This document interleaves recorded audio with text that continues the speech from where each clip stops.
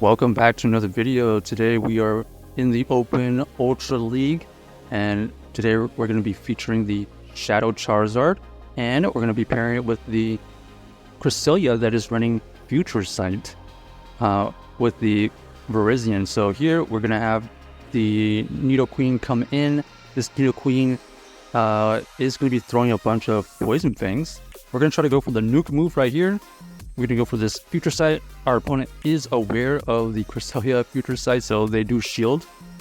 So now we have ruined our surprise factor.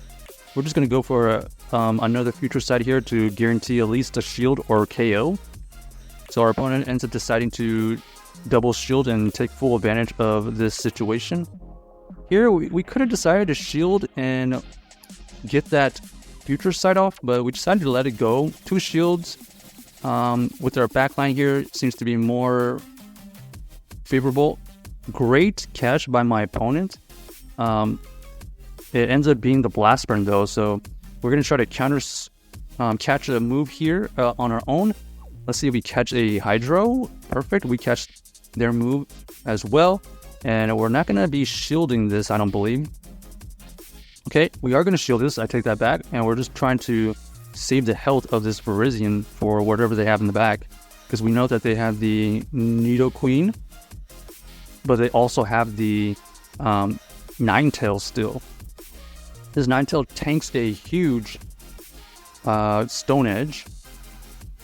Our opponent ends up throwing the Poison Fang here. We're going to immediately switch out.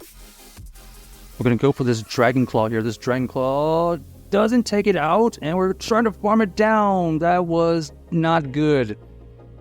We actually should have just gone for the Blast Burn right there. Regular Nidoqueen actually pretty tanky in Ultra League. So a little bit unfortunate that our only counter to the Nidoqueen switching was the Cresslia, and we didn't have the Grass Knot version. That's where Grass Knot would have came in clutch, but it is what it is. We still had a chance if we actually had gone for that Blast Burn. But anyways, next game we are matched up with the Machamp. This Machamp actually could potentially KO the Charizard if it threw a Rock Slide. So here are just a bunch of baiting going on. They throw double cross chops here. We're gonna force them to make a decision. They actually just let it go, and we're gonna end up switching out. And this is where the Cresslia having kind of a tricky moveset came into play. Basically, we had them force out thinking that we had Grass Knot, but so we got a little bit of an energy advantage because we forced them to re-switch out. And this Obstagoon here doesn't have a great matchup against this Cresslia, especially if it doesn't get the boost. So we're just going to apply full pressure. We're only going to go for Moonblast here. We don't get the debuff, but they are going to be able to get to this Night Slasher. Does not KO. We are able to get our own Moonblast to go off. This Moonblast does KO, and now we just easily switch out. And this is GG's, unless they have Sludge Wave. Even a Sludge Wave wouldn't KO. They would need to get to 2 moves. So we are in a great situation here. They only have Earthquake and Hydro Cannons. And even though we don't have Leaf Blade here, we do have a lot of energy to throw with these Sacred Swords, and plus our Charizard are still fairly healthy that we can probably get to a Dragon Claw before they get to a move. So GG's to our opponent right there. Kind of a tricky situation to basically get a head start in energy with our Cresslia right there. I would say, yeah, we definitely have a weakness to Charizard, and we do have a weakness to like a potential Nidoqueen, given that they know we have Future Sight. So here we have a really great matchup. They decided to switch on to Registeel. We have a counter swap into our Virizion. This is a simple Sacred Sword all day, every day. Luckily, we don't have to shield the first move from the Registeel because there are no moves that can KO this Virizion. So they do go for the Zap Cannon because you're going to have to go for 2 charge moves anyways. And they do get the debuff.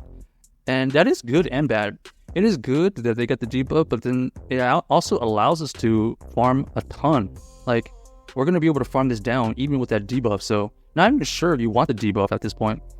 So since they bring in the Virizion, we have 2 counters to the Virizion, so we immediately switch out, save the energy on our Virizion, and come in with our Charizard.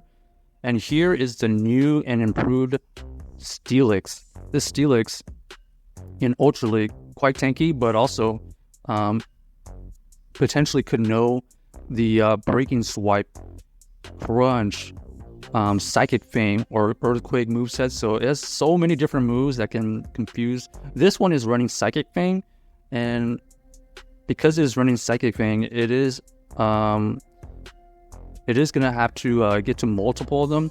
I was gonna say if it was actually running the Breaking Swipe version, it would have had a better situation. So unfortunate for them, we do have the Moonblast, and they knew exactly what was gonna happen. So GG's to our opponent right there.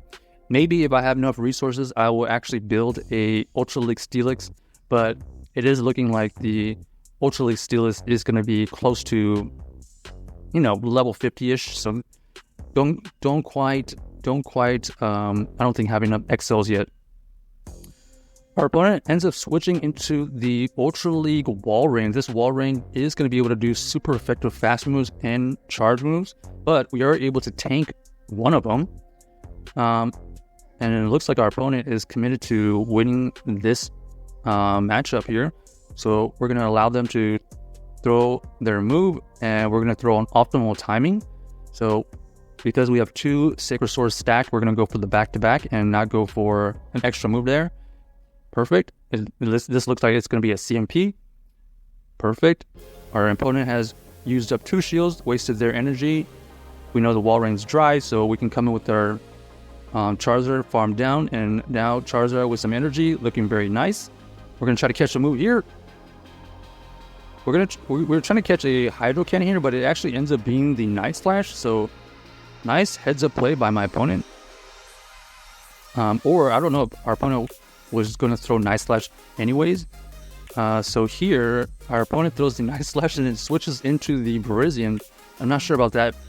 We are able to throw super effective Moonblast towards this Virizion, and we're not going to shield because we have a shield and we can potentially farm down with the Charizard, but our opponent ends up just throwing Leaf Blade, and we're going to go for another Moonblast, and now it is just 1 shield and back to back. Okay, so they did have Hydro Cannon. They just anticipated us switching out earlier. So we're going to go for 1 Dragon Claw here, and then we're going to go for the back-to-back Dragon Claws. So heads up play right there, going for back-to-backs.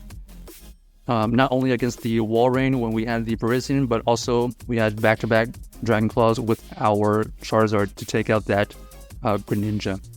Kind of interesting that the Shadow Charizard just needed 2 Dragon Claws to take down that Greninja. Here we have an absolutely horrible matchup.